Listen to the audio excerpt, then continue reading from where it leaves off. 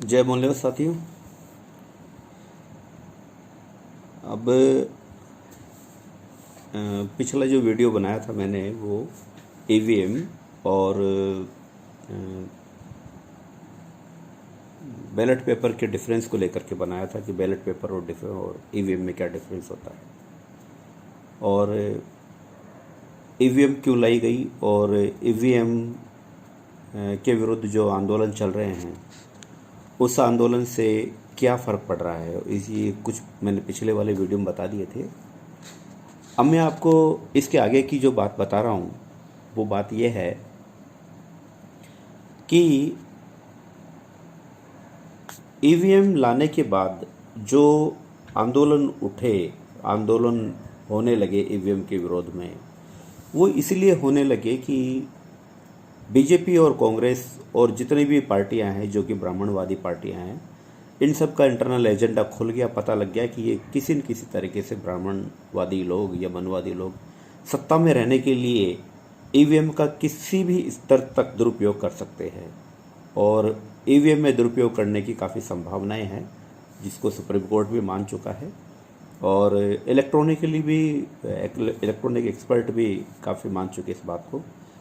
अब विषय ये आता है कि ईवीएम के विरोध में जितना विरोध हो रहे हैं, जैसे बहुजन क्रांति मोर्चा का विरोध है, मुस्लिम लीग का विरोध है और भी कई पार्टियां हैं, जैसे एपीआई का विरोध है। कई पार्टियां और कई संगठन ईवीएम का विरोध कर रहे हैं और ईवीएम की जो भंडाफोड़ रैली जो पिछले साल 26 जून से लेकर के अभी हाल ही में चली है, लॉकडाउन से पहले तक चल रही थी, तो उस ईवीएम भंडाफोड़ रैली से लोगों में काफ़ी जागृति आई और लोगों ने ईवीएम के अंदर जो घोटाला हो रहा था उस घोटाले को लोगों ने समझा।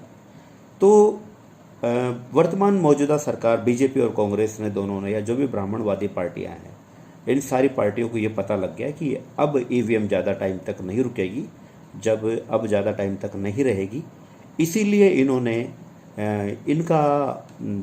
इनको इस बात का डर लगा कि भाई एक बार जब सत्ता चली गई और ये सत्ता यदि मूल निवासियों के हाथ में चली गई, जिसमें SC ST OBC और SC ST OBC से कन्वर्टेड जो धर्म परिवर्तित लोग, अगर इनके पास ये सत्ता चली गई तो ये मनवादियों के पास ये सत्ता दोबारा नहीं आएगी। तो ये डर इनको सताने लगा। तो इस डर से ही इन्होंने घबरा करके कुछ नियम कायदे और कुछ ऐसे कानून नियम निकाले जिसकी वजह से पब्लिक और चिढ़ गई। क्योंकि सन 2014 में जो बीजेपी को लोगों ने जिताया था, लोगों ने वोट दिया था, बीजेपी का बहुत तगड़ा प्रचार किया था पब्लिक ने। उसमें स्टूडेंट काफ़ी सारे थे, छात्रों का बहुत बड़ा योगदान रहा था, छात्रों का रहा और भी कई वर्गों का ज़्यादा अच्छा योगदान रहा था। अन्य पार्टियों से भी लोग टूट टूट करके आ गए और हम जैसे लोग भी बीजेपी के उस एजेंडे को, जिसमें अच्छे दिन आ गए, अब कोई चिंता नहीं है, विश्व गुरु बनेगा देश, हमारा भारत कहाँ से कहाँ जाएगा, ऐसे कई बातों पर, ऐसे कई जुमलों में हम लोग भी फंस गए थे और फंस करके फिर जम करके इनको वोट दिलाया।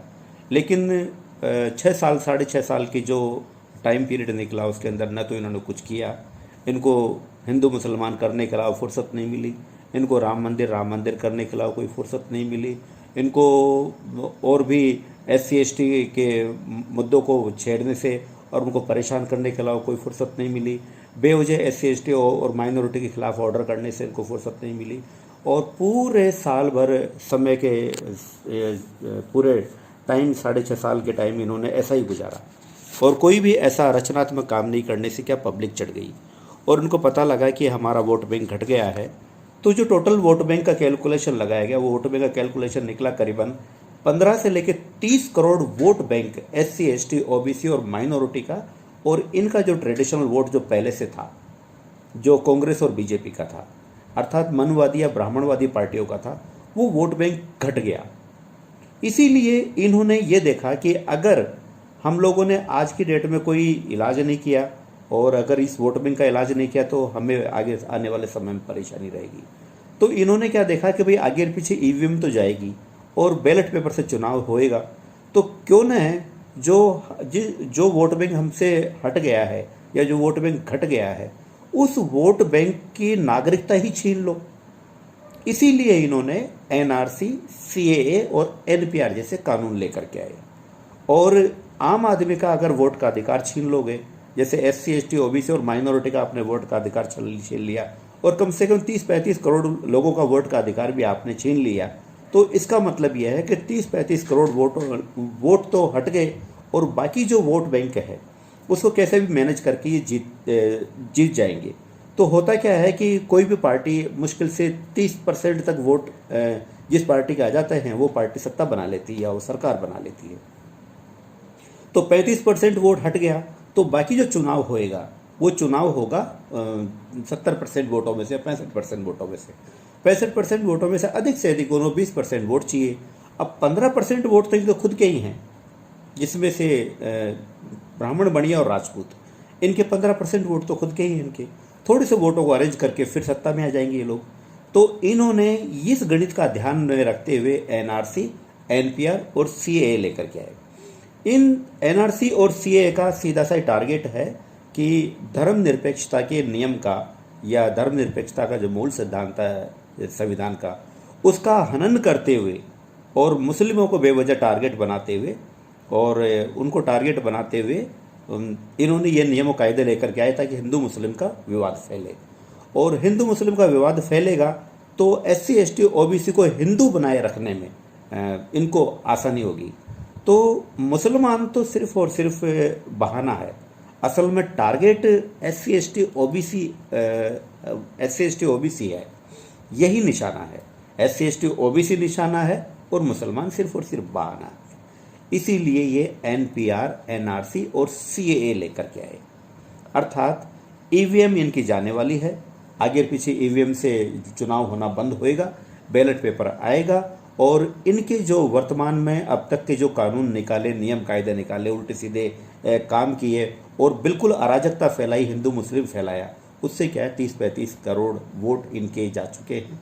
ट्रेडिशनल वोट इनसे टूट चुका है, और उन वोटों की भरपाई करने के लिए उन वोटों की नागरिकता छीन करके और ऐसे लोगों की नागरिकता बरकरार रखी जाएगी जो कि सिर्फ इन्हीं को वोट देगा, इनके हिंदूवाद को ही बन पाएगा।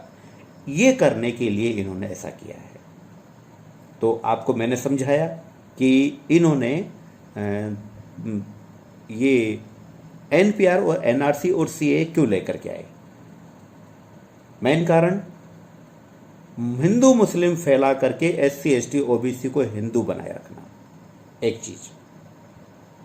दूसरा, एससी, एसटी, ओबीसी और माइनॉरिटी जो इनके वर्तमान कानून, नियम, कायदे, जितने उल्टे सीधे इन्होंने कानून बनाए, असंवैधानिक रूप से जो कानून बनाए, उनसे चिढ़ करके 30-35% वोट जो कि एससी, एसटी, ओबीसी और माइनॉरिटी का खास वोट बैंक है, वो चिढ़ गया। और अगर देखा जाए तो 85% वोट बैंक पूरा इनसे चिढ़ चुका है, इतना चिढ़ गया है इनसे कि वो इनको वोट देने वाला नहीं है।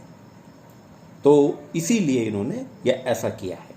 85% इसका वोट बैंक इनसे चिढ़ चुका है, और इसीलिए इन्होंने, और इस बहुजन समाज की जो कि एससी, एसटी, ओबीसी और माइनॉरिटी अगर चारों को मिलाया जाए तो ये बहुसंख्यक होने की वजह से बहुजन कहलाते हैं। इनका वोट बैंक का अधिकार छीना जाए तो इन्होंने देखा कि एनआरसी, सीए और एनपीआर करके यदि हम 30-35% लोगों का भी वोट बैंक वोटिंग राइट छीन लेते हैं तो बाकी तो फिर तितर बितर कर देंगे हम लोग, उनको इधर उधर बांट बूट के और उनके वोट को बिखरा के, और हम अपना काम निकाल लेंगे। अर्थात फिर हिंदूवादियों की सरकार बन जाएगी। और इनका ये भी आइडिया है कि अगर अब की बार सत्ता बना लेते हैं तो हमेशा ही संविधान को चेंज कर दिया जाए। तो इसलिए एससी, एसटी, ओबीसी और माइनॉरिटी और अन्य जो इंटेलेक्चुअल पर्सन्स है उन्होंने ठान रखा है कि संविधान को बचाना है, अदरवाइज पूरे देश को बेच डालेंगे। तो इस तरीके से मैंने आपको समझाया है। अगला वीडियो हम इसके एक स्टेज आगे बढ़ाएंगे कि ये एनआरसी क्या है, सीएए क्या है और एनपीआर क्या है, इसके बारे में बनाएंगे। और उसके बाद फिर हम लोग ये बताएंगे कि उनका आम आदमियों पर क्या फ़र्क पड़ेगा और किस तरीके से लोग फंसेंगे और किस तरीके से लोग परेशान होंगे। आज का हमारी जानकारी आपको कैसी लगी, कमेंट बॉक्स में कमेंट करके ज़रूर बताइए। अच्छी लगे तो लाइक कीजिए और अच्छी नहीं लगे तो डिसलाइक ज़रूर कीजिए। लेटेस्ट अपडेट के लिए सब्सक्राइब कीजिए और बेल आइकन को भी जरूर दबाइए।